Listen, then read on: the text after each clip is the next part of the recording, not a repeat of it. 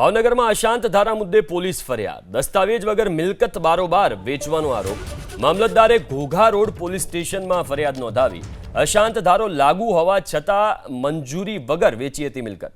દર્શરાજસિંહ ગોહિલે 93 લાખમાં મિલકત વેચી હતી। મામલતદારની ફરિયાદને લઈને ક્રાઇમ બ્રાન્ચે તપાસ શરૂ કરી છે।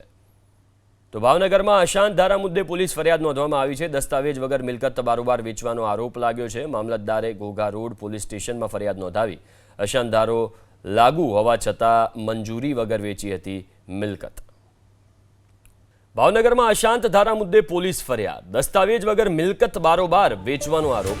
મામલતદારે ઘોઘા રોડ પોલીસ સ્ટેશનમાં ફરિયાદ નોંધાવી। અશાંત ધારો લાગુ હોવા છતાં મંજૂરી વગર વેચી હતી મિલકત। દર્શરાજસિંહ ગોહિલે 93 લાખમાં મિલકત વેચી હતી। મામલતદારની ફરિયાદને લઈને ક્રાઇમ બ્રાન્ચે તપાસ શરૂ કરી છે। તો ભાવનગરમાં અશાંત ધારા મુદ્દે પોલીસ ફરિયાદ નોંધવામાં આવી છે। દસ્તાવેજ વગર મિલકત બારોબાર વેચવાનો આરોપ લાગ્યો છે। મામલતદારે ઘોઘા રોડ પોલીસ સ્ટેશનમાં ફરિયાદ નોંધાવી। અશાંત ધારો લાગુ હોવા છતાં મંજૂરી વગર વેચી હતી મિલકત।